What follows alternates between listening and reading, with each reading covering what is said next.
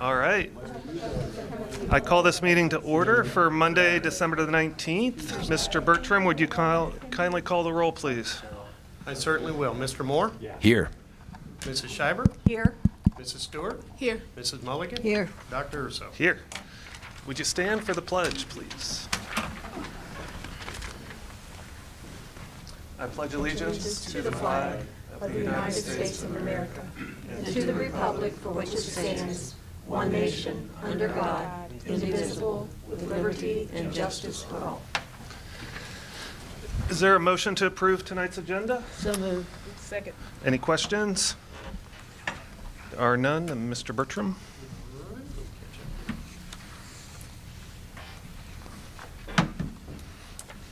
Mr. Moore?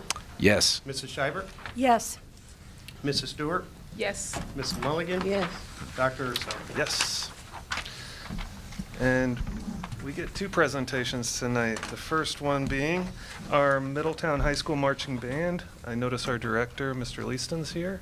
I'll turn it over to Mr. Stiles, who wants to invite We've him. got Mr. Lyston and some of his key leaders here with us tonight. If you want to work your way up here to the microphone for our Board of Education, our community, we have been working for months trying to get our marching band here.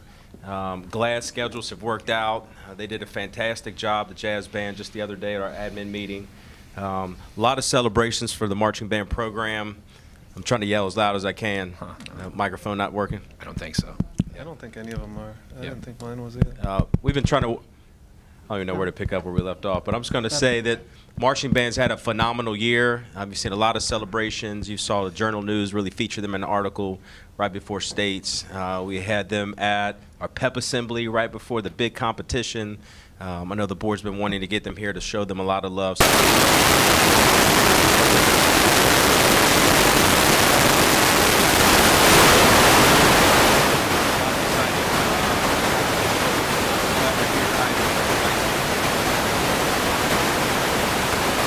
Thank you so much.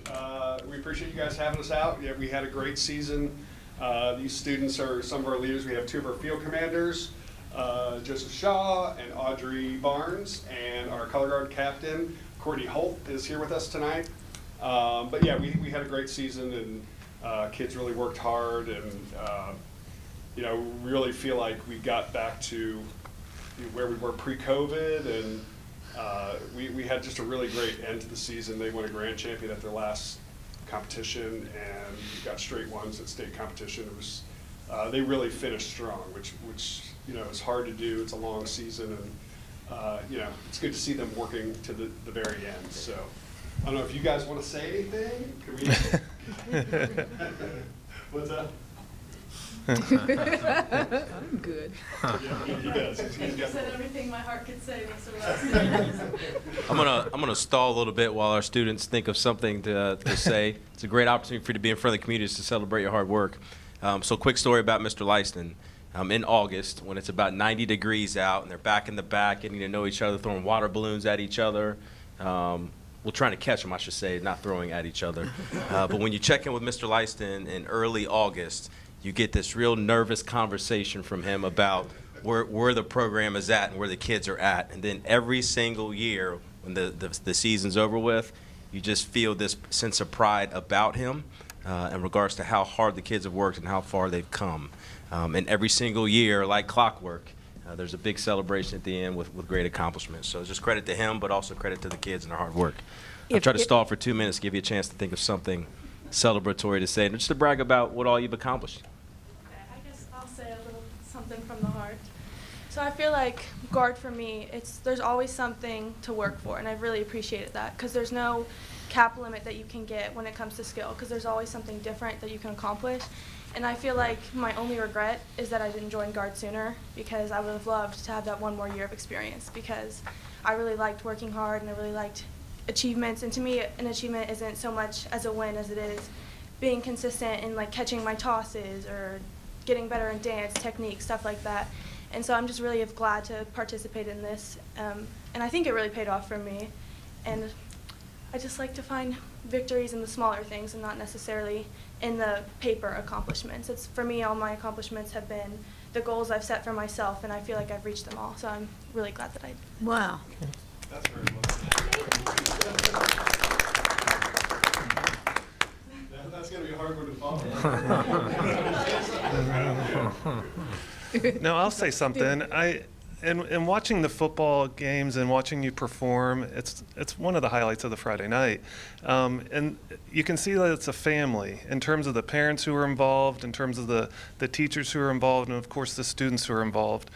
They're a passionate group, hardworking group, and very talented group. And I remember a few years ago under your leadership seeing in Columbus the jazz band perform, and I mean, phenomenal group in regards to what you're able to accomplish, and it's truly amazing seeing young people. My daughter was a 6th grader last year, and that was and she's a 7th grader this year. And then listening in 6th and 7th grade, and then seeing the transformation between that and then into your junior and senior and your high school years is an amazing accomplishment. I know a lot of work goes into this. The concession stands, all the involvement to get to where you can go and do fun things outside of Middletown. Just really appreciate all the work that goes into it. It's noticed, it's appreciated. You could come every week. I was hoping to get some tubas in here and some trombones and really light the place up. And I know the young people appreciate it when you go into the elementary schools and play for them. I know my kids always said, oh, the band was there today. That you lift spirits and you do it in a variety of different ways, and we truly appreciate it. It goes unnoticed sometimes, but I can promise you that a lot of us do notice and do appreciate it and do recognize how talented and how gifted we are in Middletown to have groups of folks like you who are doing amazing things. So thank you. Well, thank you so much. And, to piggyback on what you said, we do have a couple parents here tonight, and our parent group does a tremendous amount. Like you said, it's a family. Just to get us out to the field takes an amazing amount of work from our parent group, from our boosters and our volunteers. So they do a ton, not just to raise money, but to push stuff on the field, get it off, get us uniforms on 110 kids. It's a lot of work, and we don't get there without the tremendous support of our parents. So we really appreciate everything they bring. I had the pleasure of seeing you all a couple of times this fall, and you all are spectacular, amazing. Clearly, it's a lot of work. You can tell how much work and time and dedication that you put into doing what you do. I enjoyed it so much, so thank you. Thank you so much. And my experience with band people, I think band people are some of the most welcoming people in the whole world. And I think if somebody doesn't have a niche to be in high school, even if you don't have a whole lot of musical talent, I've seen bands wrap their arms around kids, and you become a part of that group very fast. So you're special kids. You really are. Even though you've got good musical talent, there's something really special about you in other ways too, I think. Agreed. And these are some of our leaders, and we have many more that aren't here that kind of lead that family and that welcoming community that they have. I would definitely agree with that. Yeah. Yeah. Are you going to keep it up when you? Just, rattle off a few stats for us, please. Okay. Streaks. So we went to 5 regular season contests. I guess you would call them regional contests. They placed at all 5 shows. Came in second at 2 of the shows. Won grand champion at 1, and the other. Or maybe, no, they came in second at 3 shows, third at 1, and won grand champion at the other. So they were in that top group of bands at every show. They qualified. They got superior ratings at 4 of the 5, the last 4. First one was, this show had a lot of moving parts, so we weren't 100% there that first show, but that was good. Gave us a lot to work for. And they got straight 1s at state competition, so that's the highest. There's no first, second, third place. You're just going for a rating. But they got superior ratings from all the judges, which is a unanimous superior rating, so that's as good as you can get. So we're really proud of it. How many consecutive years with a state superior? So this is 21 years of qualified in performing at state, and I don't know how many straight superior ratings. I had 12. 12, I think it's 12. Yes, I think you're right. Hi. Now, we do not count the COVID year because there was no OMEA. So even though, so that year we don't count as breaking the streak, so. I will say, in my 9 years here, 8 minus COVID, you have been the most competitive and consistent organization to compete in Middletown. I say that with high regards. Well, appreciate it. Congratulations. Yes. Thank you. Very nice. Well, we appreciate you guys having us out. Thank you so much, and I know we don't have everybody here, but I know they're watching and they appreciate it as well. No, thank you. Put it out there to our members, so. Quarter practice. Another practice, it's okay. There is show choir tonight, there's, you know, we share a lot of kids with jazz band, looks a lot like a lot of the kids from marching band. Winter guard is our, you know, a lot of our color guard people, a lot of people in show choir. So these are busy kids doing a lot of stuff, so. Thank you. Kudos. Yeah, thank you. Well, thank you for having us, appreciate it. One junior and 2 seniors. Yes. So hopefully we can come back next year and he will speak. You'll get to hear that voice. Hopefully through a microphone. Maybe, definitely. But he's a field commander. He projects to the whole band. That deep voice is. Yeah, that's terrific. All right, thank you. Thank guys. you. Thank you. Thank you.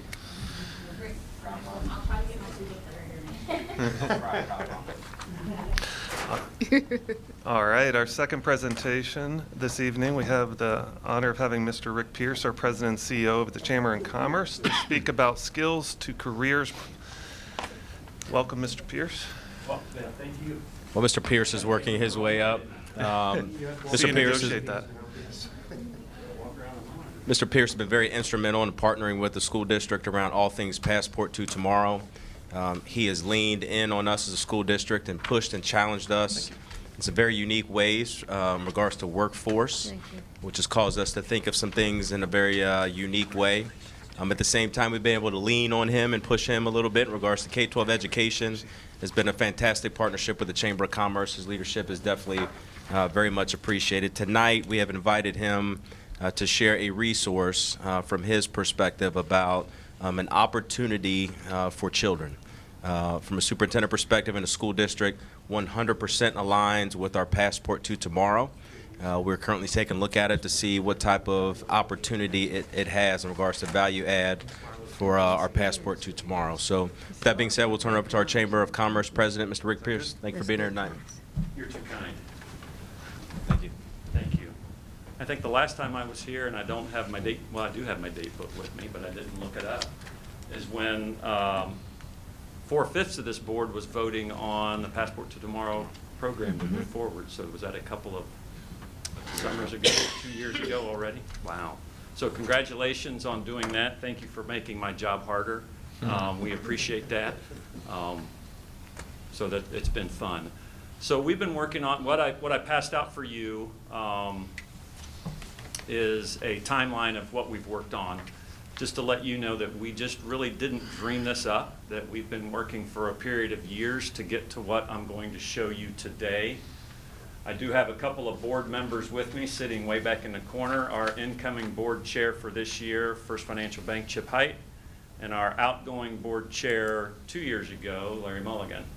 One of our other board members got crossed in the directions, and she's up at the high school where I thought the meeting was. So I apologize. that's okay. The second sheet that you have is the graphic of our skills to careers. So one of the items that we have learned in our quest to solve the workforce issues for our members is that in order to embark on such a program, you've got to get an idea of where everybody is and what terms everybody's going to be using. So one of the things that we boiled it down to is skills. Employers need individuals with skill sets. Individuals have skill sets, and life and education helps build those skill sets. So what I'm going to walk you through today is a program that we are working with our technology advisors out in Idaho on creating this, and it's all based on skills. I was kind of hoping that maybe some of you would have a laptop where I could take you through it, but that's okay. I'll take myself through it. So the software for this sits on our page. The technology company that we're working with calls this technology Skill Fit. We are marketing it as Skills to Careers. One of the items with Skills to Careers with the company called EMSI, EMSI, that's the company we started working with. They merged with their competitor Burning Glass in about 2021, and they've renamed the company Lightcast, so it gets a little bit confusing. So if you hear me shout out EMSI or Burning Glass or Lightcast, I'm talking about the same company. Let's see, I need to go back a screen. And I kind of need to get into the system.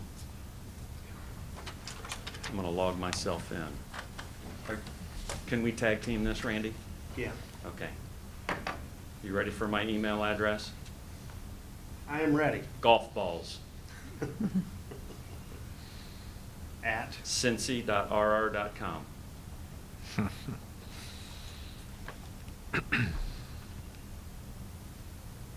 that it? Let me move my mouse. Give me a dot after the second C. Did you put it? Okay. That's the first C. Al? cinci.rr.com. I think your dot's one early. Well, you gotta put the mouse where I need it. Oh, sorry. I tell you what, why don't we just backspace out? Okay. Just backspace her out a little bit. Or, All right. All right, I got, oh, you did? here, give me this, I'll slide it over there. I think it's the one I have here, it says well done.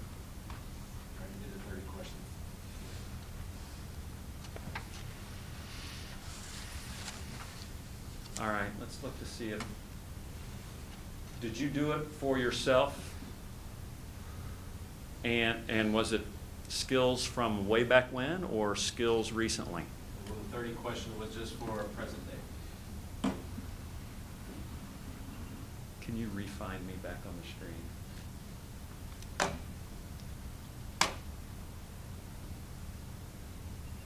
You would think after doing 17 years of corporate training, I'd figure this out. Yes. All right, so Superintendent Stiles has already done the assessment based on his skill set from this week. Okay, that's fine. No, that's perfect. So the skills, the questions that it gives the job seeker, and educators know this, is the Holland Entrance Assessment.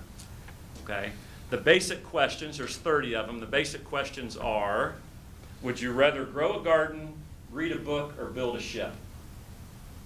And then you take the other 29 questions.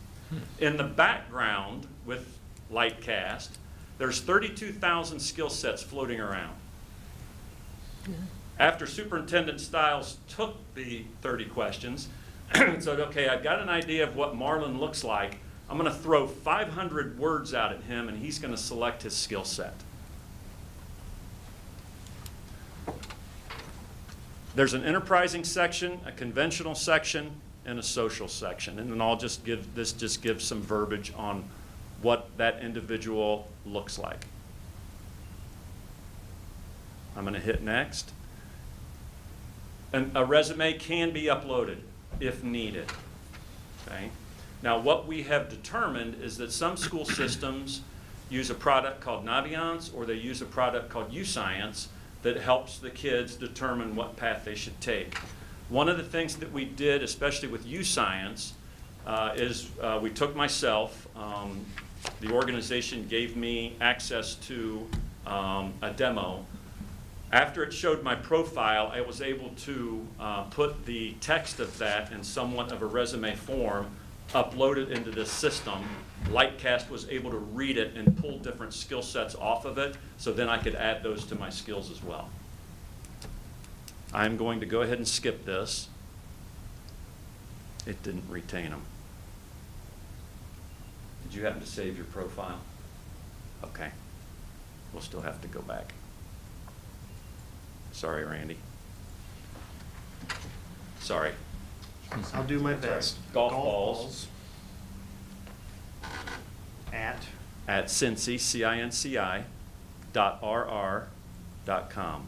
Perfect. And then I'll give you my mobile number.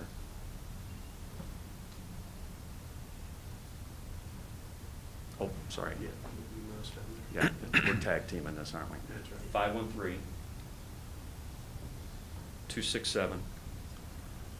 513-267-6405. He's looking at his book.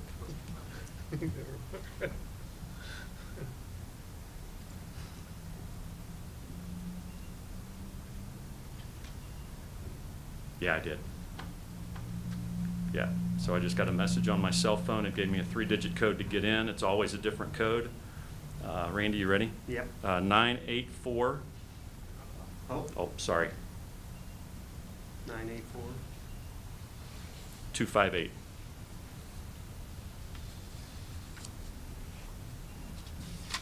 Log in.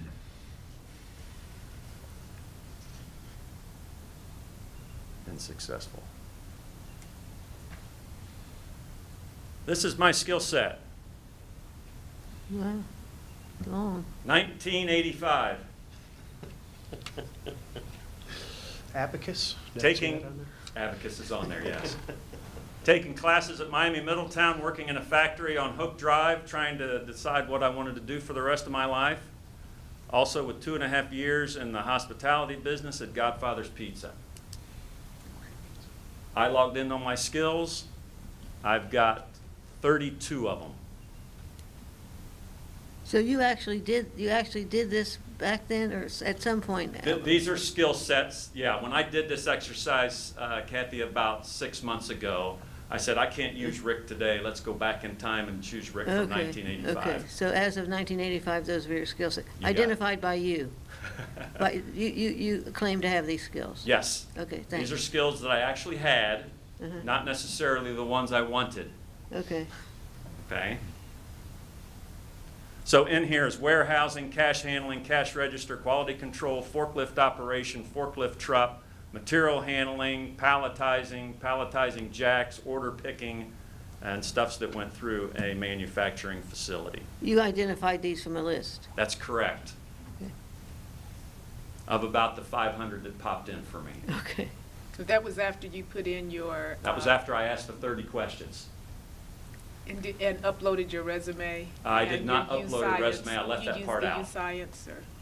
I or couldn't go back. Theoretically, because you didn't have it. I couldn't go back to that point Yeah, in you time couldn't. and find my resume, for one thing. The disk drive failed. The 5.25 floppy? The 3.5. Here's the neat part. This is what makes all this work.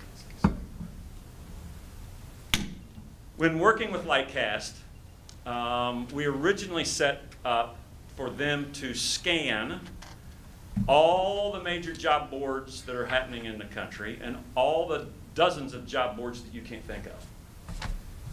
They are scanning them for me for Butler County and Warren County. As we started to roll this out 18, close to 24 months ago, we started to get play out of Hamilton County and out of Montgomery County.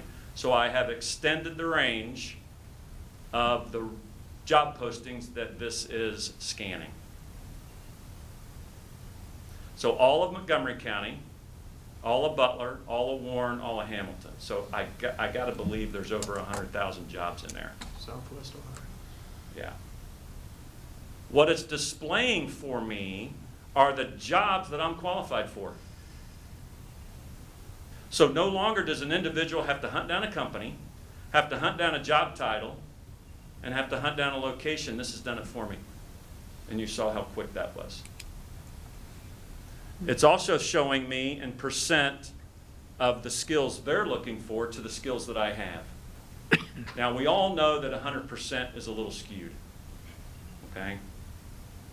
Chances are they're only asking for a few skills that I have. So I'm going to go right to online order filling and delivery at, it looks like Walmart. Greeting customers. Yeah, I got that skill. That's the only skill that they're looking for at Walmart now. You have to believe you got to have more skills than that. One of the things that we do have is we're leasing software from Lightcast that helps our members write a better job description and a job posting using that 32,000 skill set words that are back there floating around. Okay? So we could help Walmart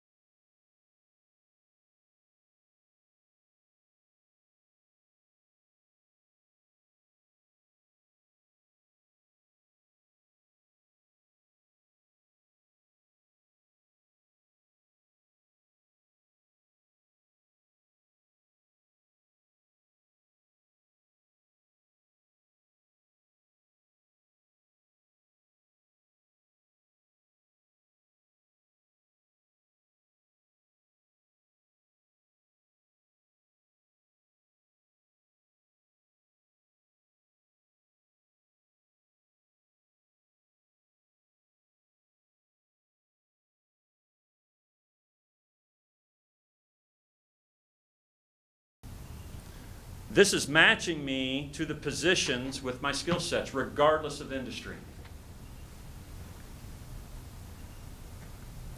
Everything's based on skill sets. Shipping clerk logistics. Oh, this is a good one. 4 skills up here that match, 6 down below that don't.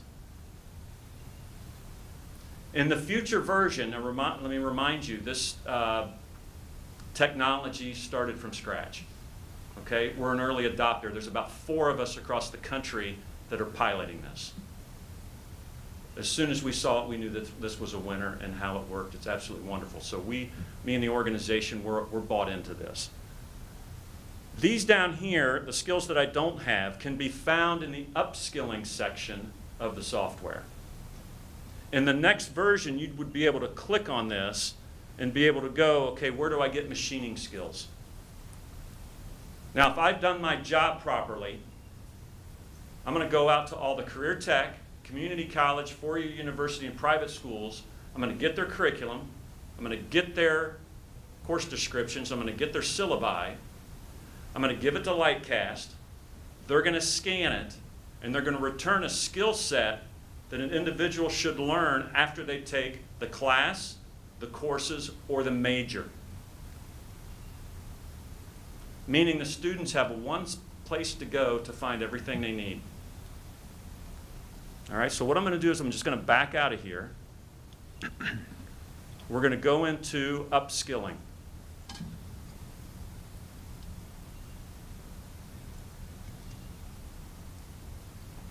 The number one skill that everybody's looking for at all employers is communication skills.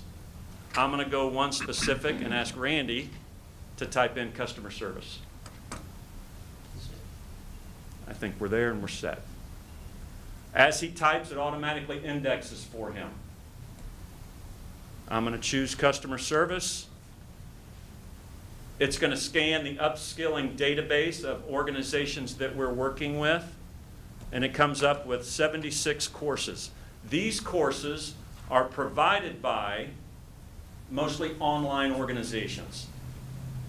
So Udemy is a huge online place.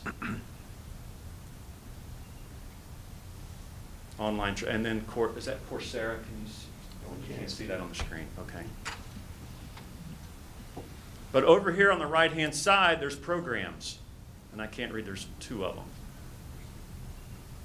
Offered by the Miami Regionals. I've had talked with them. They were excited to see this. We scanned in probably 120 basic courses for them, and about 76 combined courses for them are now sitting in the database. Here are 2 of them: sales, customer satisfaction, and customer service. I'm going to click on this. It's automatically going to take you to the Miami Regionals page that talks about this. Now I can gain as much information as I want. Hopefully one day I'll be able to sign up. Hopefully all these classes will be delivered online, and the job seeker gets the class they need at the time they need it so they can then move on the economic ladder. That's cool. This is their micro-credential program. Let me hit that X. That's cool. Now, Miami already had this, did they not, the micro-credentials? Yes. They already did. So that was a nice fit. Yes, it was a nice fit. Quickly and easily. Yeah. Okay. Challenge from this is it's new. Change is hard. Employers are still looking for people, putting signs up, putting ads in papers. You've been around town, you've driven, everybody's hiring. It becomes like wallpaper. Okay. We feel the biggest area for the employers to grow is K through 12. The employers today cannot wait to get a hold of your high school seniors. Okay? As a matter of fact, we've lost 3 years. 3 years due to COVID. Employers couldn't come into the classroom. Schools weren't letting people in the school or letting them out into the classroom. Now we need to catch up. Okay? You know as well as I do, a lot of the students in the district don't know what steps to take place, what steps they're going to do to take place after high school graduation. I was one of them. Okay? It's hard. It's a hard decision. When you spent your entire life reading, writing, and arithmetic, okay, what comes next? And you got a whole world of 100,000 job offers out here that you could be, half of them, eligible for. Does it cost an individual anything to take this? Is there a charge for doing the inventory? There is not. And it would be advisable for students to become acquainted with this while they're seniors in high school or earlier? Earlier. To start building their skill set. Yeah. It's all about the skills. Yeah. What we're trying to do is move away from fancy job titles, fancy names, fancy degrees that no one understands. What's the skill set? What's the skill set learned when I take a micro-credential in customer service? How many skills am I learning? Is that 14 or is it 37? And how does that help me get my next position and climb the ladder of economic success? Would students have the opportunity to learn those skill sets while they're still in high school? Yes. Let me jump in real fast. So you are talking all things Passport to Tomorrow, K-12. Right. So the attractive thing about this, as you think about it, is the board's in a contract with Aubrey. Aubrey is where our students are putting in their artifacts based on their career experiences and the skill sets that they are developing. That platform is geared to track their progress towards developing all the skill sets in Passport to Tomorrow. The unique piece, as part of the system that we've built, around 8th through 10th grade-ish, Aubrey really starts identifying where Todd's strongest skill sets are out of those 6 different badges. Yes, he's developing all 6 badges, but it'll start really identifying, actually he will, start identifying what skill sets he believes he's most skilled or strongest at. The unique piece about this is now we've got an opportunity to truly connect it to opportunities, either while you're in high school, working at Walmart, or while you are walking across the stage or finding employment, or even headed to college right after you graduate. So a unique concept and an opportunity for us as a school district to consider. Our team right now is taking a really deep dive into this for the sake of alignment with Passport 2 tomorrow.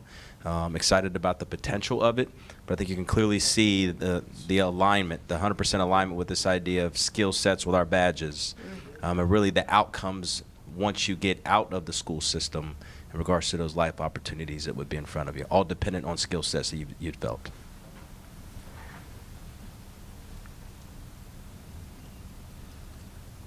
So if a student gets a badge, then they automatically, or they can claim to have the skills required for that badge when they do the inventory here.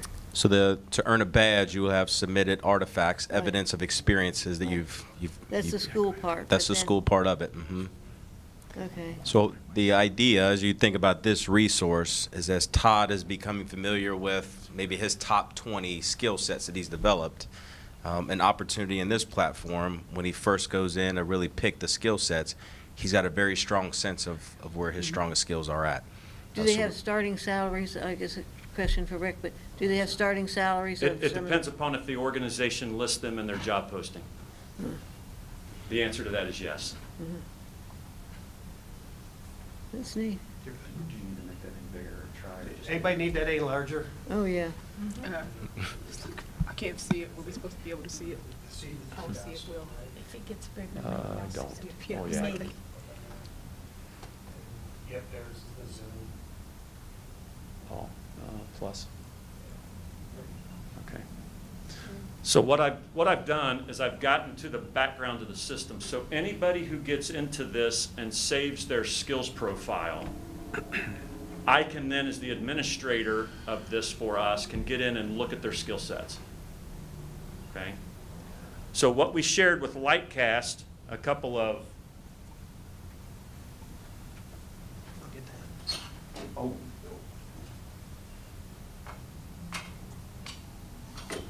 What we shared with Lightcast, that's great, thanks, we're good. What we shared with Lightcast a while back, at least a year or more ago, I said, when you export this file, it exports as a PDF file, like a piece of artwork. I said, I can't use it. I said, I need you guys to export this as a CSV file so it can be sent to Excel, so I can sort it and share that with an employer. So the next version of this, here's my skill sets right here. Each one of those will be in a separate field where I can sort it. So the next version of this that they are working on, I hope it's going to be done in April because I want it to be ready for seniors to be hired on June the 1st, is an employer shares with me their job posting. I put it into the system. Find me these students with these skill sets. I hit submit. It returns a report. I sort the list. I send that to the employer. Pick your names, 10, 7, 54. The employer then starts recruiting. How exciting it would be to have all the seniors being recruited from 5 or 6 different companies in the area prior to graduating. Now, that's real value for the employers because they're actually seeing the names, they're actually seeing who's there, and I can say, look, I've shared with you 54 names. How many did you talk to? We talked to 30. Great. How many did you hire? 10. How many do you still have? 10. Perfect. Those are real numbers that can be tracked. Unlike the first scenario that I showed you, where the individual gets into the system, okay, they find the job, they hit apply, they can apply for it. I can't track that because the software isn't set up for it. This version of the scenario I just shared with you is where it's going to go next. That's what we're really excited about. Then the individuals know what skills the employers need for me to have a great work career there. I don't have to stay there for 10, 20, 40 years. I can work there 3. And the employers are okay with that because there's always a new set of graduates every year coming out to fill these positions. Butler Tech, Cincinnati State, Miami Regionals are all here to help build those skills of the next generation. We're spoiled in this location to have those schools here. You guys already know that. So what kind of questions may you have for me? So have you built relationships with all of have you rolled this out to the school, to the colleges yet, Yes. to all of them? Well, Well, to, they all Yeah, know but about it, but to as I said Cincy. before, anything new is a challenge. but you're having ongoing conversations? Constant. Yeah, the Miami Regionals already jumped on board and said, we like it. So we didn't start initially with all of their curriculum. We took part of another study that MZ Burning Glass did with an organization called America Succeeds, where for 2 years in 2018 and 2019, they scanned 82 million job postings and came up with a durable skill set. So I shared that durable skill sets, the 100 top skills that all employers are looking for, and then they matched that up manually with some of their course curriculum on the regionals, and then returned those classes back to me so we could get them scanned. That's the start of it. We haven't dived down deep in all their 4-year programs yet. So is this program geared toward entry-level workers right now? You can Anybody? find a CFO with this software. Okay. You can find the next person for my position using this. Okay. It's only entry level because Rick in 1985 was entry level. Rick in 2022 isn't. Rick, when I look at this and I think about my 1982 days, it's kind of the modern day ASVAB. You know, I took a test for the military, the ASVAB test, as we all had to do back in high school, and it would tell you pretty much what your skill sets were with each branch of the service. This goes well beyond that and tells you your skill sets with each employer. And what I like about it is in high school, what are you going to be after you graduate? I don't know what's available, what's out there. You really didn't know. And now if kids are using this early, as we're doing with Passport 2 tomorrow, they're going to learn about jobs that are out there that we never thought of. They're going to know all kinds of industries, all kinds of job positions that we didn't see until we're already in the market for years. So I think it's really advanced technology, Yeah, thank and you. it's a wonderful, wonderful tool for our students. And looking at it from an employer side, obviously they got work to do on the back end of that. But my gosh, as an employer, I want to be able to reach out to these kids and be able to find them. If they're not going to come find me, I want to go find them. Right, exactly. What do you need from us as a district? Our initial conversation started to partner with this and partially help fund it. We are funding it for 2 years. Let me see if I can get back to the original screen. So I'm asking am I scrolling down, Randy? I think you are. Yep. Oh, here we go. There we go. I've asked part of my membership to fund part of this, Chris, for a 2-year time frame, a year each time, to help build this and make it better. So that's where we are right now. So Is it an annual, is it like an annual hosting cost or something? How does It it work? is, yes. It is? What is it? and then it's $25,000 Per a year? year. And then the other part that I want to do with this is I want to pull skills to careers off our page, and we've already reserved skills2careers.com, give it its own page, and get everything that has to do with finding a career and finding employment and all the resume writing and all the interviewing skills, and have that rest someplace else and move it off of the chamber page. Give it its own identity online. That costs money as well. What kind of targets do you have? Like, what would success year one look like as a district partnering with the chamber and trying to make this successful? Well, if we help 12 kids find 12 jobs on June the 1st, I think that's success, but I think that bar's too low. I think that there's no reason why we couldn't hit 50 to 100 kids and get them employed June the 1st with skills they have with companies that need those skills. To achieve that, what do we need to do? Initially, I would like to see all juniors and seniors get in and spend 20, 30 minutes taking the assessment and getting their skills profile into the system.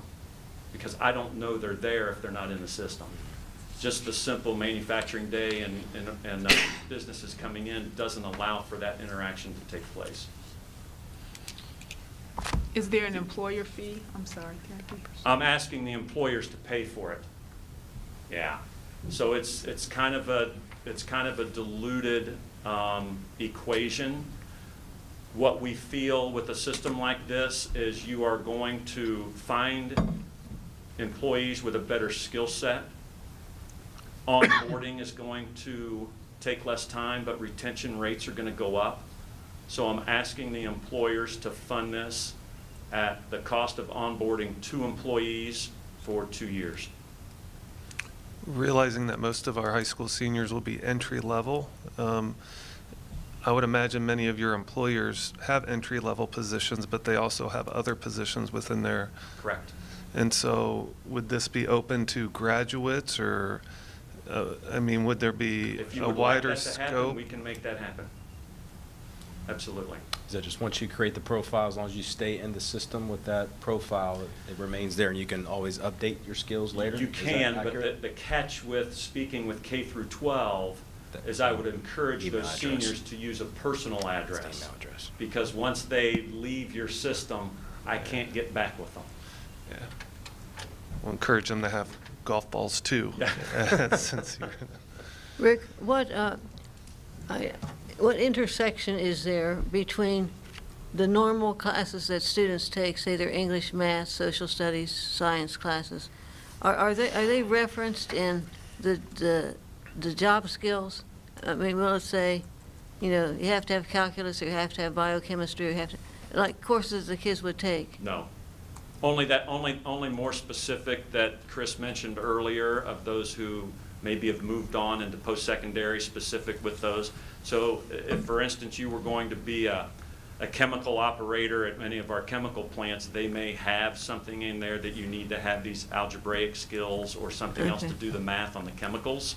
Yeah. But typically, for an entry-level position, those skills won't be listed. It's going to be more on the side of work ethic, collaboration, Okay. teamwork. Okay. It's going to be more of the soft skills that are in the Passport to Tomorrow program. So it'll be up to the teachers to let the kids know that you will use this in sometime in your life, or, you know how the kids always Oh, say, when will I ever absolutely. use this? Maybe the teachers can supplement with ideas about that. Okay. Another exciting thing up on the screen is you look at the, I need to support, move no, right there's perfect. The companies that are on the screen right next to the cursor right there around supporters of the platform, 3 out of the 7 companies have already endorsed the Passport to Tomorrow. yeah. So you think about the employers being in our school systems now, DeKunick, Worthington, Cohen have already been in every single elementary this year as part of Passport to Tomorrow. Imagine that scaled K through 12 and touch points and mentoring with students throughout their K-12 experience. As these opportunities start to come to fruition, knowing that they're in the platform is another value add that I think we should consider as well. Yeah, and I would like to see, as the Passport to Tomorrow program gets into 6 through 12 for next year, is seeing a lot of those seniors who are juniors now get a potential hire in February, March, long before spring break. And Rick, as you've reached out to us as one of your chamber schools, I can imagine you've reached out to your other chamber Just to districts see as well. what glitches are. Butler Tech. Yes. Since we're building Ombre, has it been built? Is there a I way can to see integrate Butler it? Tech. More so? Yeah, so we've talked with all the career technical around here, which was Butler Tech, Warren County Career Center, the Oaks down in Cincinnati, and Miami Valley Tech Center up in Dayton. Cincinnati State and Sinclair, and I've only talked really with the Miami regionals that are local. I'm not ready to take that out to the other universities around us yet, but it will happen. Sinclair's. Pardon? Sinclair. Sinclair and Cincinnati State, yeah. So. Any other questions? Well, I don't want to take up any more time. I'll catch you sometime. Okay, that's fine. That's fine. Did you say when you were hoping to pilot this to kick off? It's been up and already running up for and over a running? year. The thought is, can we pick a small sample set and get it in front of our students this school year? Is really the question of the day. And what grade level does that make sense? Is that going after our secondary kids at the high school? Is that early exposure and wayfinding for our middle school students? So a lot of questions, or is it both and everything in between? But a lot of great potential and very serious alignment with Passport to Tomorrow, which is why we wanted to present to you tonight.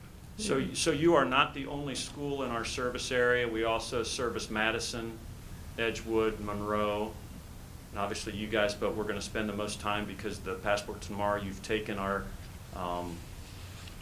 Future Ready skill set, put it on steroids, and are offering it into the classroom, so that's where we're spending our effort and energy. But as an FYI to you, there's roughly 900 kids in our service area every year that graduate. That goes a long way to all those names being in the database, so local employers can start recruiting them and start filling their positions. That's 900 kids every year.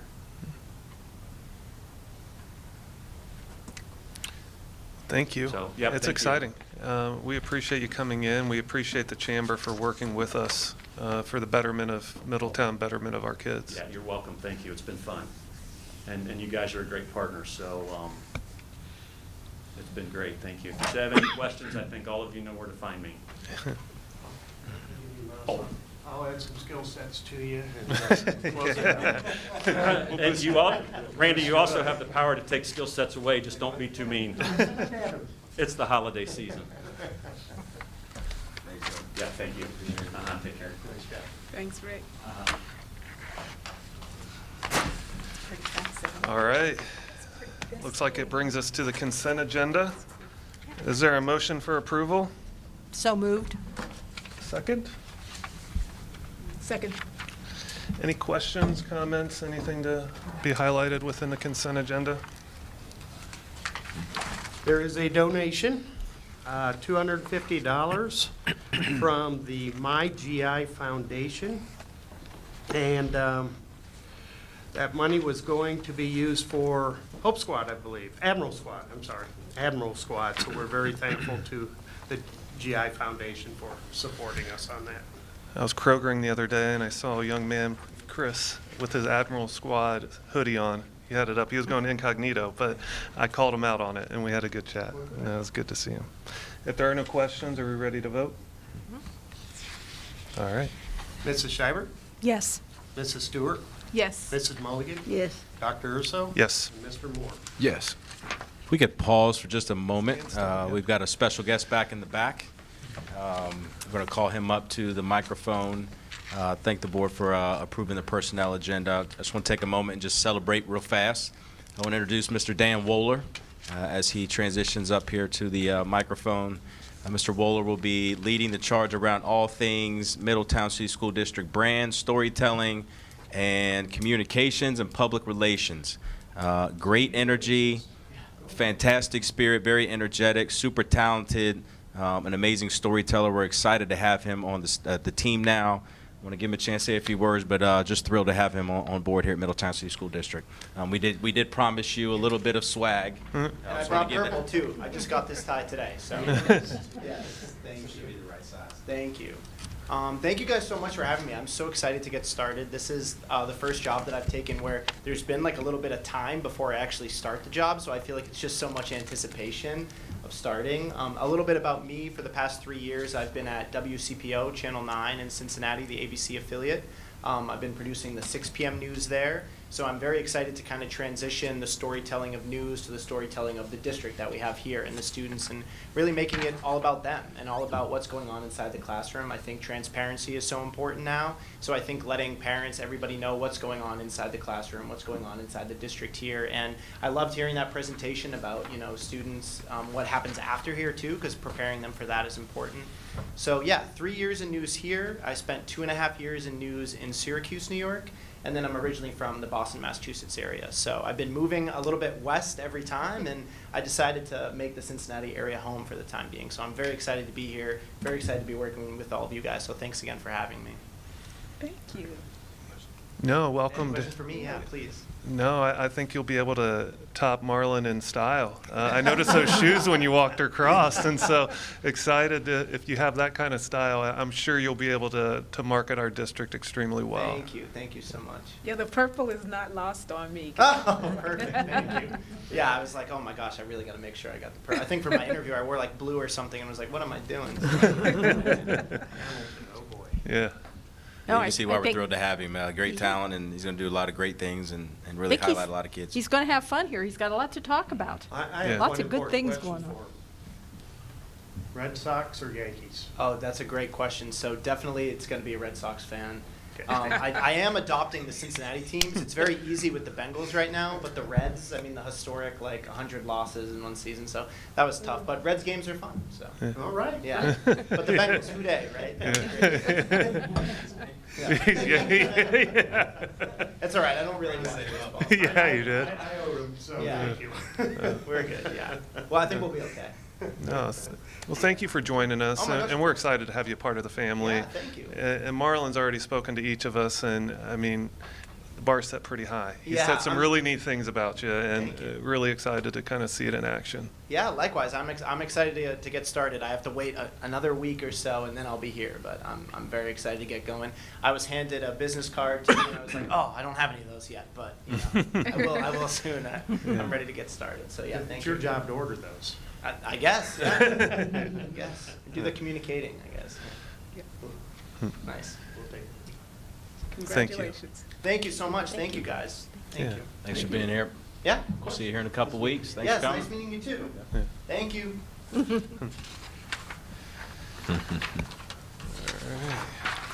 That's good energy.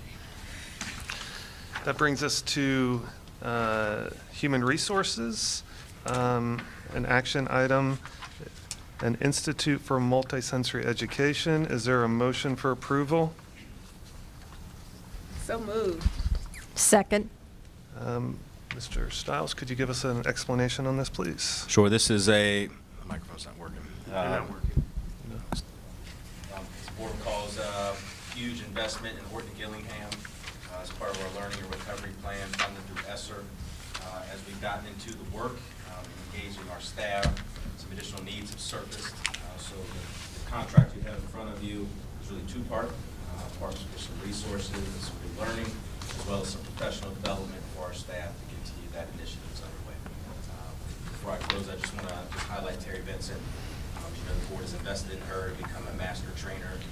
She has accelerated that learning, and she has already engaged over 25 staff members on a 4-day training to really upskill them. The investment is already active, getting a huge return on that already. This is just some supplemental learning and some supplemental materials as part of work. To follow up on Terry Vincent, I met her last year. We're fortunate to have her skill set in the district, and so to you, HR, whoever brought her in, let's hold on to her. She's been an asset. Any questions in regard to this? If there are none, then Mr. Bertram. Mrs. Stewart? Yes. Mrs. Mulligan? Yes. Dr. Urso? Yes. Mr. Moore? Yes. And Mrs. Shagg? Yes. All right, moving along. The next item is the Middletown High School 2023-2024 course of study. Is there a motion for approval? So moved. Second. You guys are making me work tonight on those. Second. All right, before voting, Mr. Stiles. It's always an exciting time of the year to be already transitioning into what next school year is going to look like. Tonight we have in front of you the program of studies for Middletown High School for the 23-24 school year. Before we get into the meat of that, I do want to share with the board, share this as part of our superintendent communication. We've had a small design team thinking through extending the vision for Passport to Tomorrow, grades 6 through 12.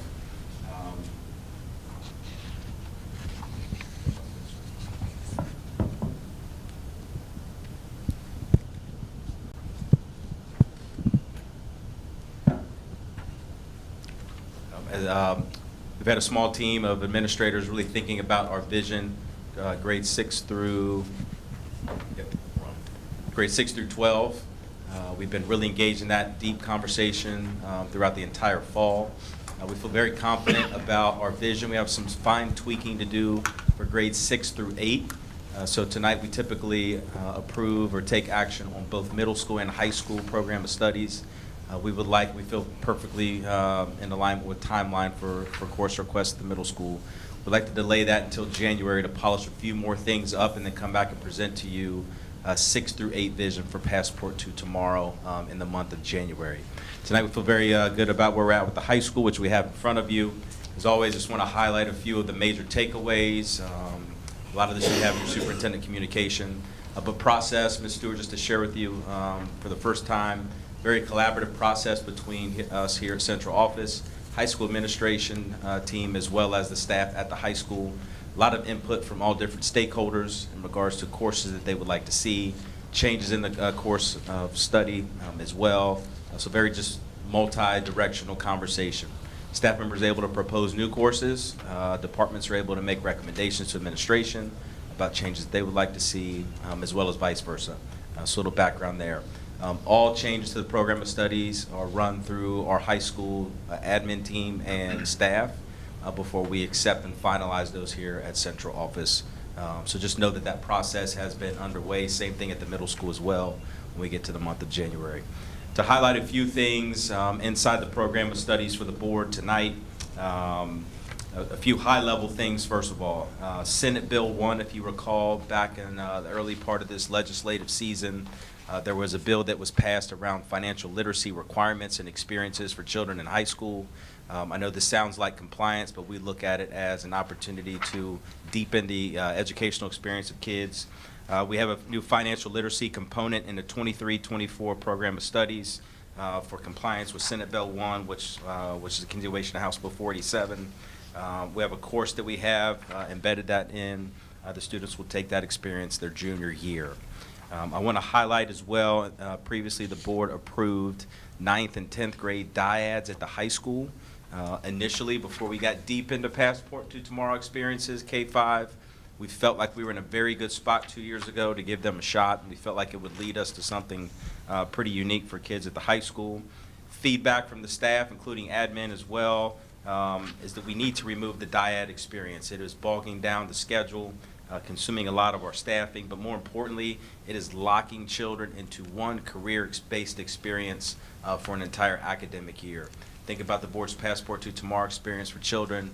It is an exploration journey across a number of different career fields and clusters. So the lack of alignment with the dyad structure just is not there. So for the sake of the student experience, the recommendation is that we are removing that from the program of studies. One of our pieces that we want to keep leaning in on in the high school P2T, Passport to Tomorrow visioning, is what type of experience do we give students that is not dyad-based, if that makes sense. So those are things you won't necessarily find specifically in there, but they are changes that are unique to the program of studies. Some exciting things as far as new experiences for children that I want to bring to the board and our community's attention. Hope Squad. The board has had a very unique interaction and experience with Hope Squad at both the middle school and the high school. You've seen our Hope Squad, which is a student-led suicide prevention program, provide a number of unique experiences for our high school family, both during the school day and outside of the school day, and even some community experiences. Deep passion for Hope Squad at that campus. The proposal that you have in front of you tonight is for a Hope Squad course to be implemented at our high school for Hope Squad students. Just a unique piece. We've got a very dynamic setup here in Middletown City School District. We have a Hope Squad at the middle school, which is in their second year and is starting to thrive. But we also have a giant Hope Squad program at the high school. So in regards to this particular course, it's a great way to continue deepening the experience of that student-led program, but also scale the impact across the building and the community a little bit deeper. So you'll find that in our program of studies also.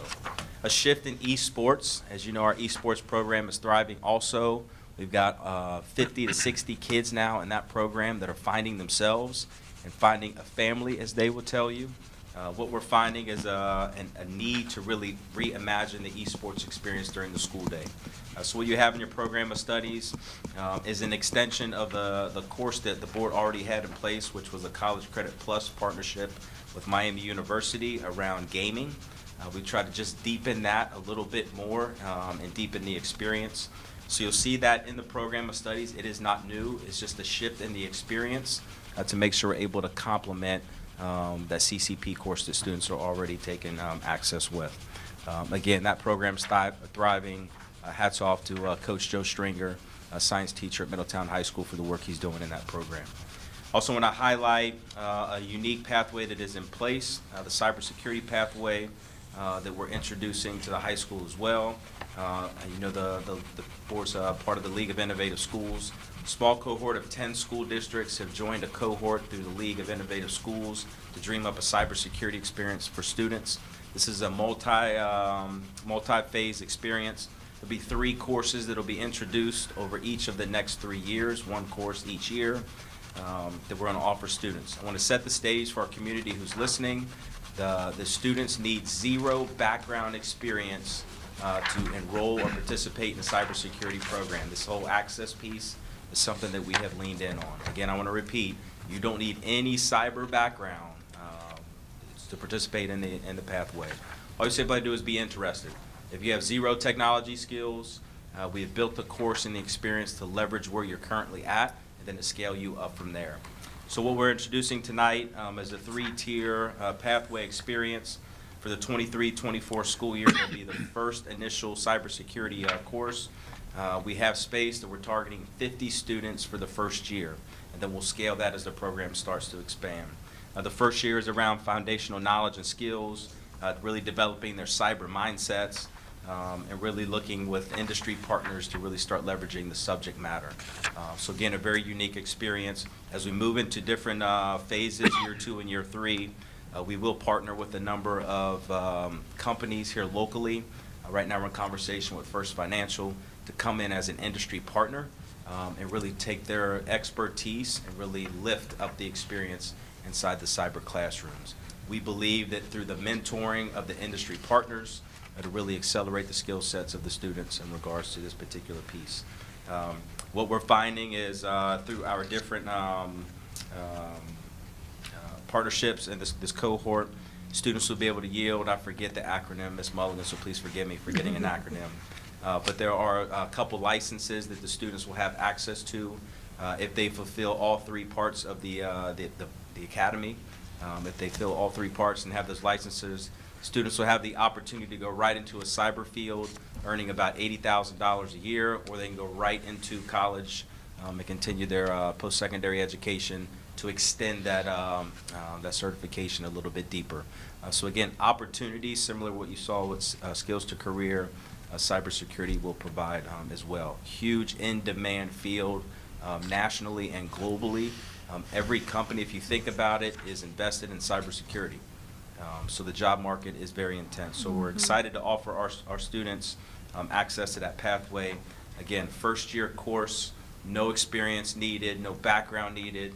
Course is accessible for any student who have interest, whether you are an underclassman or an upperclassman. 50 seats is our target. I want to transition to, I know I'm talking very fast, transition to a couple new things that have been added as well. We have shifted some of our course descriptions. We've updated those so that we have consistent terminology in alignment with the Ohio Department of Education in regards to our English learners. That student group, not that we were out of compliance, we just felt it needed to be more aligned. We've went in and taken a look at, on page 10, if you want to reference specifically, some of the grading language as it relates to our English learners. Again, this is to deepen and strengthen our alignment with the Ohio Department of Education. So again, that's on page 10. From our Fine Arts Department, an exciting piece several years ago, the board introduced a virtual reality course. Became very, very attractive to our students. But in a matter of 5 years, look how quickly that course has become dated. I'm on the wrong page for you. That's okay. No, You good? it's 9. But you're just good. back a little further. Yeah, you're fine. You're good. Virtual reality course has become very dated. Actually, our student skill sets have surpassed the course that was in place. That's a celebration. So what we would like to do is just archive the virtual reality course for right now. Not saying it's coming back, not saying it's going to go away. We just believe the right thing to do is to archive it at this particular point. You also see, I believe on page 27, you'll see a digital media productions course that is now listed. Which is a little bit of a shift in virtual reality, but they'll get into podcasting, they'll get into video production, augmented reality, and things of that nature. So a little more updated course that really speaks to current market conditions in regards to skills that are needed. We've also redesigned some of the prerequisites in our art department that we believe will provide greater access to children to really engage and be interested in some elective courses and fine art experiences. As you know, we've shifted some of our prerequisites in other subject matter departments, both at the middle school and the high school. Remember, just last year, we shifted some of our foreign language prerequisites, and now we've got greater interest in entry-level Spanish at the high school, for example, this school year. So really try to look at this from an equity and access standpoint in fine arts, so we've got greater access there. Last but not least, I do want to share a data science foundations course, I believe on page 44. As you know, students are able to gain credit with Algebra 2 or an equivalent course. That is language from our Ohio Department of Education in regards to graduation. So what we have created in collaboration with the high school is a course that does teach students how to collect, analyze, and make decisions using data.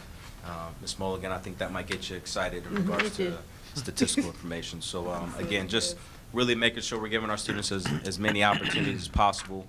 I think the exciting piece that you see here tonight from our program of studies at our Middletown High School 2023-2024 course of studies is just access to experiences for children.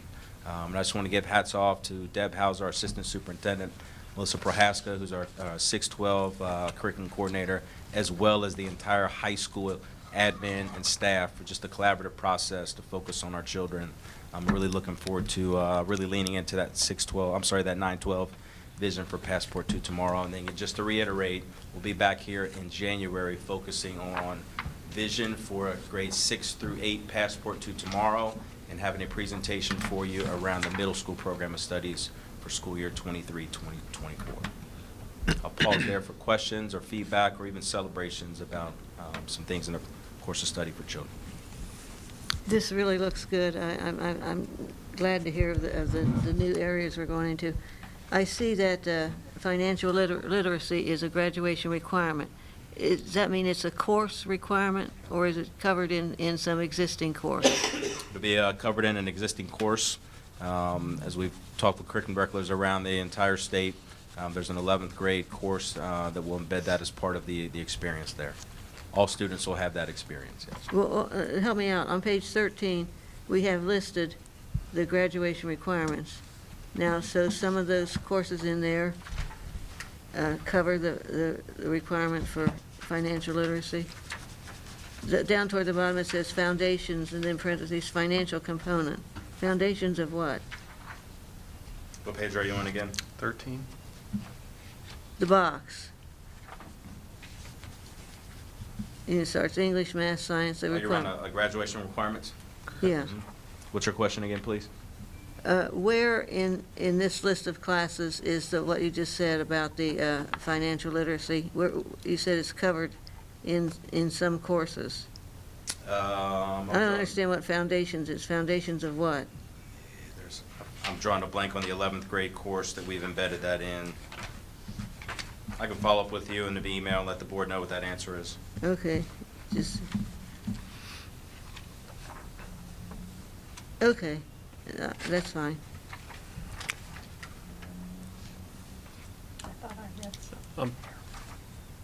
Ready for the next question? Sorry, I was drawing a brain fart. I apologize. No, you're good. On page 17 and 18, you have the other educational options. I know this year's the first year for the Early College Academy, and I see CCP included within this. I do think having that information out for the community to understand that that's an option for folks. I don't see it listed here per se. Is that intentional, or should it be listed there or not? Yeah, College Credit Plus on page 18 is what Dr. Urso's referencing. Yeah, on 17, it has Early College Credit Plus CCP, the first one under other educational options. Does that encompass the Early College Academy that our juniors are? At Miami? Yeah. Separate. So in the late winter, early spring, you'll see recruiting starting for CCP, College Credit Plus, for community. College Credit Plus are courses where you can take for high school credit, as well as college credit while you're still in high school, and the district pays for those costs, unfunded state mandate. But there's a College Credit Plus assembly for students, and there's also a CCP night for our community to gather information to hear all about College Credit Plus. The same thing for Early College Academy, same timeline, same type of events and awareness building around that opportunity. Should as that well. be listed as one of the other educational options?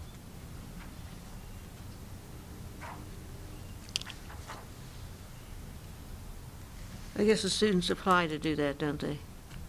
It's a separate application, a special application. You do? Just a question. I mean, I don't need an answer to. I just didn't see within the course of study that was identified as existing.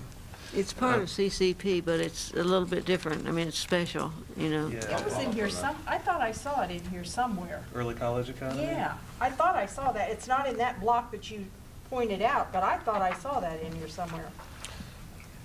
Trying to look for it now. I don't know the page number off the top of my head. And I know it's a long document, and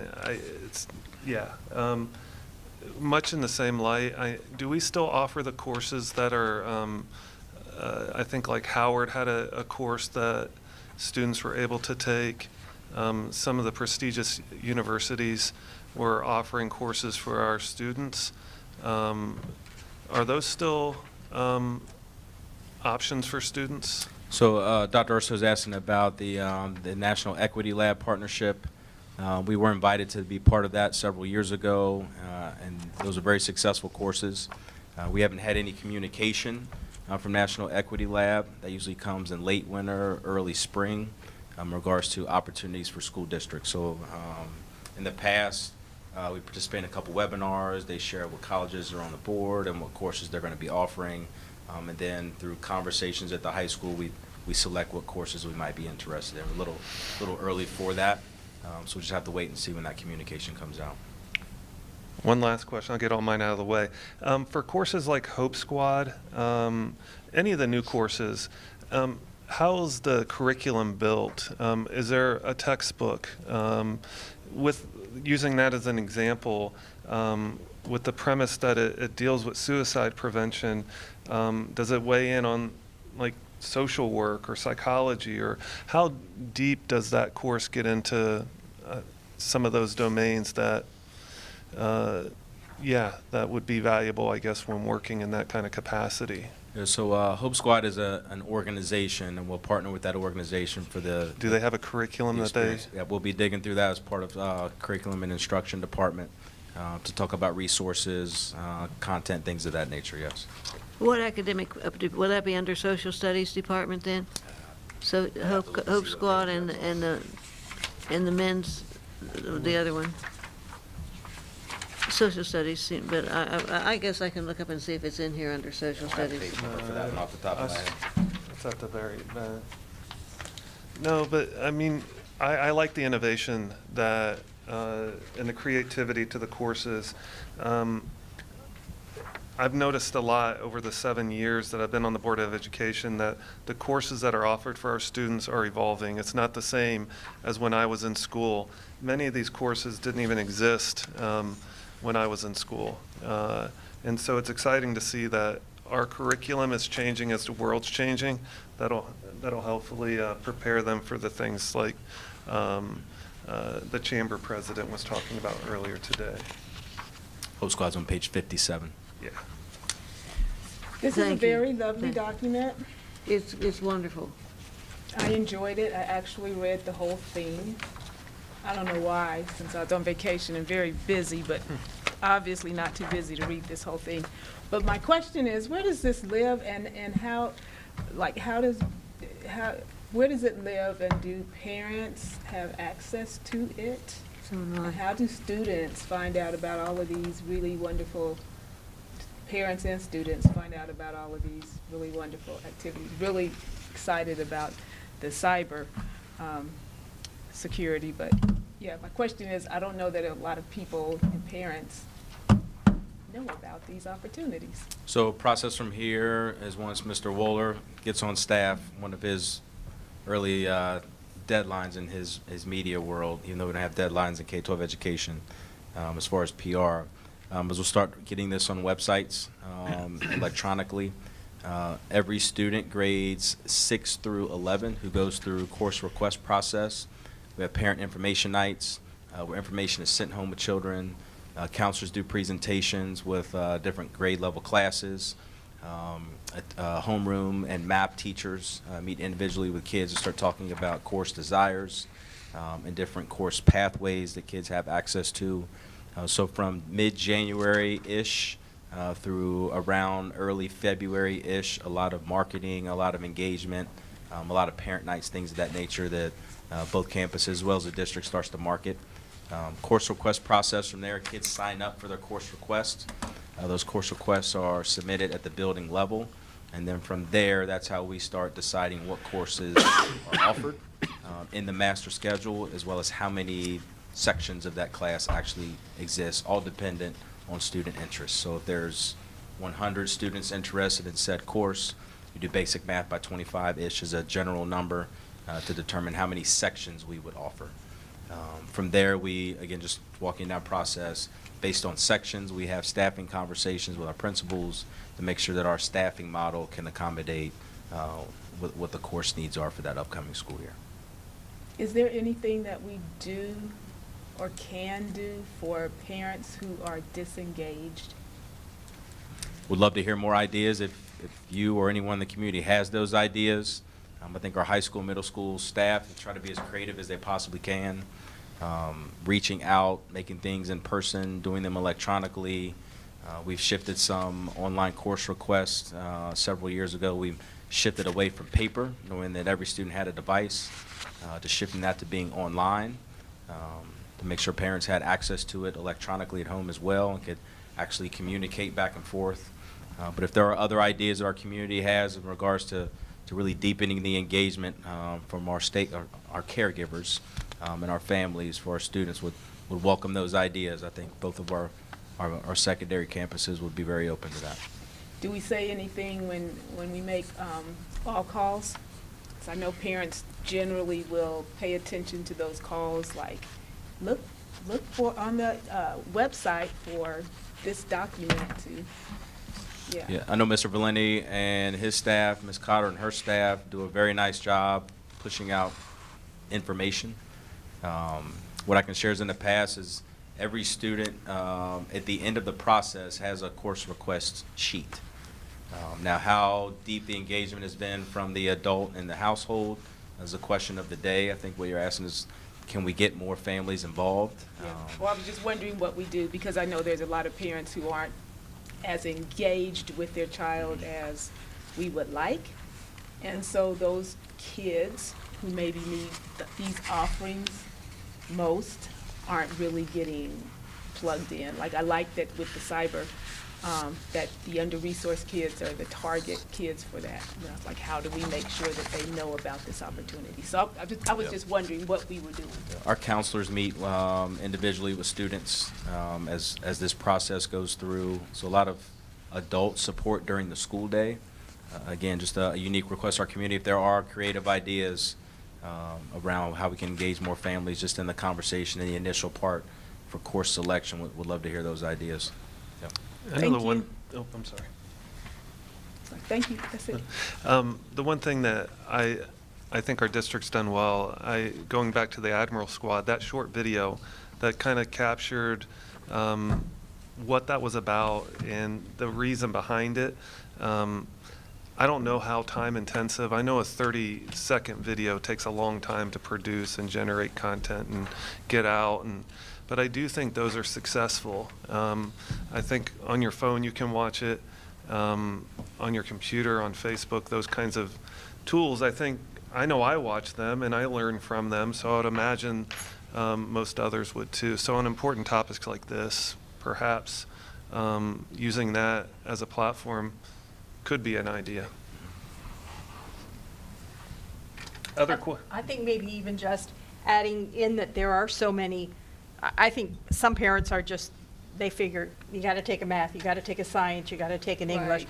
This is fun in here. This would be I lots know, of this things. is like, Yeah, yay. this is different than when we started 7 years ago. I mean, this is so much more interesting to look at. And so I think maybe if anything that's put out about this, a caption is added, look at the new courses, you know, that have been added. Yeah, a And, lot of energy around that, yeah. Yeah. Right. It'd be exciting to have Mr. Waller on staff, fresh ideas, new to the team, and see what type of perspective he has in a fun, creative way. See if we can reach a bigger audience. Again, just to level set your thinking. Not that we have a desire to be disruptive, because I don't want to use that language. What I want to share is our desire is to give kids deep Passport to Tomorrow experiences at the secondary level. You've been in the elementary, K-5, Passport to Tomorrow classes, so you have a very, very unique perspective about what the experience of those kids are getting. As they get older, giving them the opportunity to specialize and explore careers while they go through 6 through 12 is going to be a unique challenge for the district. We feel really good 6-8, but just to front load your thinking as we go through the next 8-10 months at the high school, 9-12, there may be some very unique shifts that might surface as part of the visioning process. Again, we'll come back and have that conversation and present to you as part of the process before we get to the program of studies at this point next year. But just to give you something to anticipate in a very exciting way, things like internships during the school day, apprenticeships, I'm making all this up. But just to anticipate that as a really unique extension to what you see right in front of you tonight. That's cool. Very good. Other questions or ready to vote? Ready to vote. All right.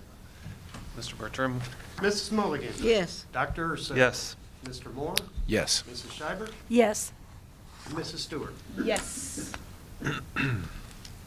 Express our thanks to Ms. Hauser and Ms. Paraska and the team that put this together. Next item on the agenda is an MOU for cybersecurity. Is there a motion for approval? So move. Second. A brief explanation? Board just approved our program of studies with the cybersecurity pathway. Not to reiterate what that background is. Again, a cohort that we've established as part of our League of Innovative Schools membership with 10 districts. The MOU that you have in front of you tonight is just the partnership between us and Digital Promise, which is representative of the League of Innovative Schools, just around the agreement around the project. The project is grant funded, which is why the initial investment in those first several years is zero cost to the district. Year 3 is a small amount, less than $10,000 to continue that third course. But the MOU just kind of outlines that multi-year partnership as part of that cohort experience. Thank you. Any questions? No. Mr. Bertram? Dr. Urso? Yes. Mr. Moore? Yes. Mrs. Schreiber? Yes. Mrs. Stewart? Yes. Mrs. Mulligan? Yes. Under Student Services, is there a motion for approval of a settlement between Middletown City Schools, Monroe Local Schools, and a minor student? So move. Second. Any questions or comments? No. There are none. Then Mr. Bertram? Mr. Moore? Yes. Mrs. Schreiber? Yes. Mrs. Stewart? Yes. Mrs. Mulligan? Yes. Dr. Urso? Yes. Under Business, is there a motion for approval for a Woodhull 5-year customer service care agreement? So moved. Second. Thank you. Do we need an explanation? Questions or comments? No. If there are none, then Mr. Bertram? All right. Mrs. Schreiber? Yes. Mrs. Stewart? Yes. Mrs. Mulligan? Yes. Dr. Urso? Yes. Mr. Moore? Yes.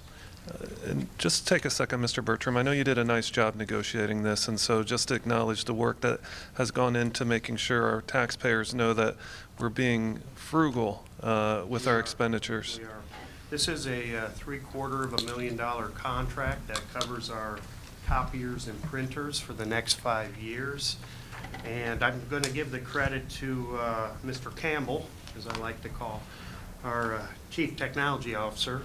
And he had worked very hard with Woodhull to move some equipment around, add some color. We do have a requirement for some of our IEPs and our special need kids that we have to give them color copies that can't be black and white. Color copies run about 24 times more expensive per copy than a black and white copy does. And so we added more copiers. We're trying to take the printers away. The printers are your desktops, if you will, because those cost a little more than running off the copiers as well. As those are dying, we're kind of taking them out of inventory and directing people to the copiers.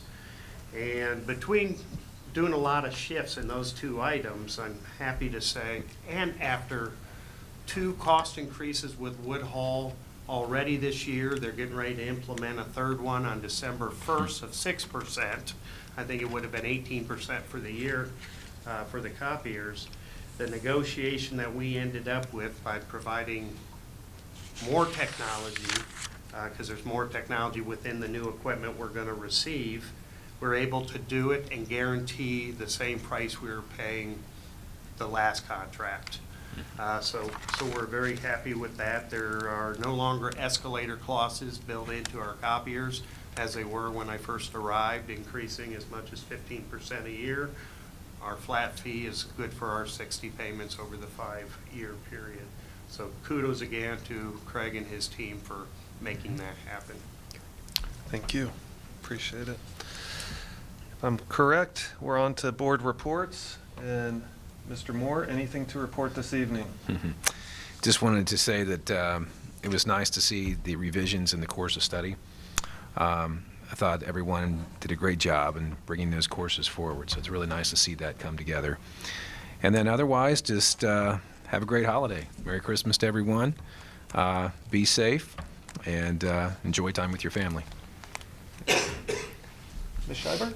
I enjoyed attending the breakfast that was held at Rosa Parks. Was that December 6th? Adopt a class. Yeah, adopt a class. Many excited people were there talking to, I missed the very first part of it, but it was a time for the volunteer people who would be coming into the classroom to talk to the principals. And they were very excited to snatch some of these people and get them interested in coming to their school too. So we've also gotten some good press regarding Wildwood and some of the experiences there. But Mayfield's also very involved in this too. And it was just the people seemed very happy, the ones who were coming in. And I do think people like to work with kids. I think if you're not around them all the time, I think it's delightful to come in. So I'm happy that this is working the way it is. I mean, it's kind of on an accelerated pace, isn't it, as far as the people involved? Very much. Yeah, moving faster than you even thought. Just an update for you. Ohio State Highway Patrol just came on as a partner for one of the classrooms at Mayfield Elementary. Well, wasn't that a highway patrolman that was at Mayfield for that one day? And the kids were fascinated with that, talking to, when they could go around to different stations. That was fascinating. It's good. Thank you for coming. Ms. Stewart? Just want to say congratulations to Coach Campolongo and the work he's doing with the wrestling team. That's very exciting. Appreciate his hard work and the strides they're making. And again, congratulations to the cheerleaders for their the work they're doing. And I understand they got another first place with Miss Daniels' daughter, so that's very exciting. And also, again, want to thank Chris for speaking at the mayor's State of the City address. Chris, you did a marvelous, marvelous job hitting all of the high points for the school. You made us look really good, which isn't hard to do because we're rocking and rolling, but thank you for that. And I think that's it. Thank you. Thank you. Ms. Melody? Ditto what Mr. Moore said about the curriculum, the course of studies. It's very impressive. It's evolved over the years. We're in the 21st century with it. And I know the amount of work that goes into not producing the paper, but to develop the courses. And kudos to those involved. Yeah. Good job. That's all. All right. I want to say thank you. It's a preemptive thank you to everyone involved for Christmas for All. I believe it's on Wednesday. It's one of the best events of the year. it takes place at our high school now, which I'm excited about, of which the most deserving young people get to have an exciting day. I believe Chick-fil-A chips in. We have skydivers there. All kinds of community members do a lot of work. Our staff does a lot of work to make a lot of young folks smile. And so want to say thank you to everybody who just does a really good job for a really good cause. And also to echo, Coach Campolongo, I believe, had his 100th win. And just driving by the high school this weekend, the parking lot was jammed with cars because we held a huge wrestling event. And I know we have a lot of sponsors in the area that benefit, but then also they also contribute to help make that event so. And so thank you for everybody, our athletic department, the wrestling program, to organize that. A lot goes into it to do it well. I know older brother's Avery Earls, younger brother's the one who I believe had 2 victories in swimming this past weekend, and I apologize to the younger Earls. I know big brother's hurt right now, but the younger Earls did a really good job in the pool. And so congratulations to him. Our basketball team, I think, is on the court tomorrow against Edgewood at home. They're an exciting group to watch play. Looking forward to seeing them. And our women's basketball team, I believe, is doing really well. Really like the enthusiasm the coaching team puts together, and the young people who are really doing well representing our school.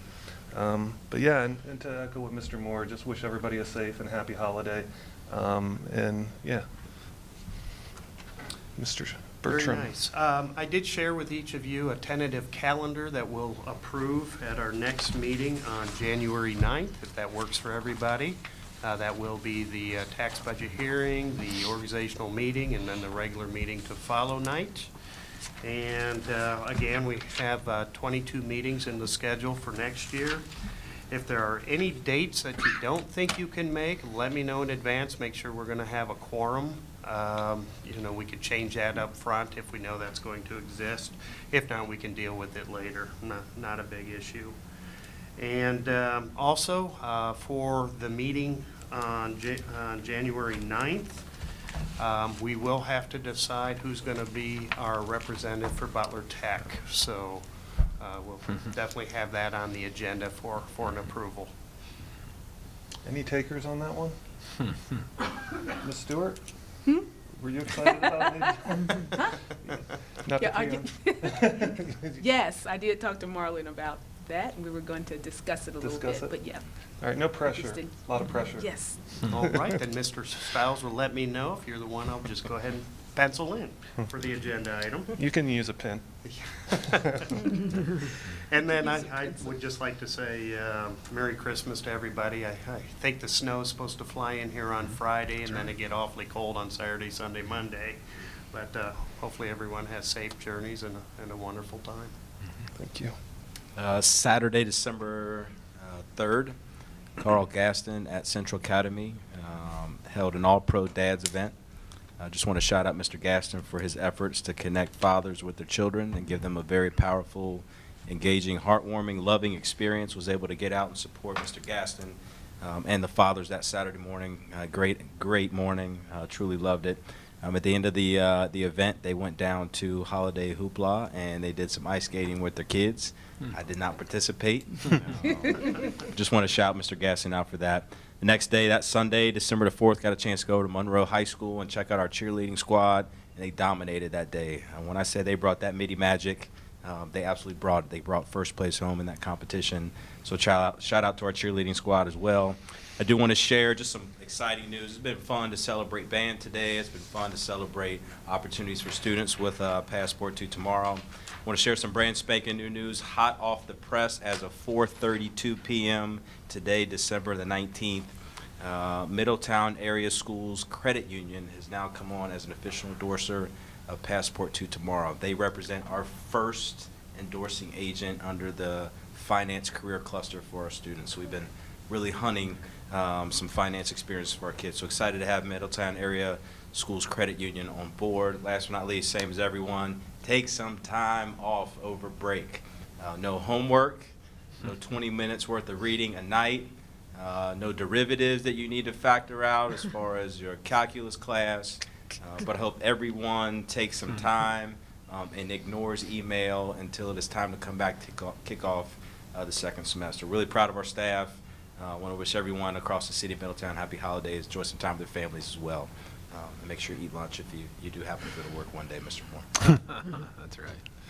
All right, with that, is there a motion for adjournment? So moved. Second. You guys are quicker with that one. We're a good team. All in favor of adjournment, say aye. Aye. All opposed, same sign.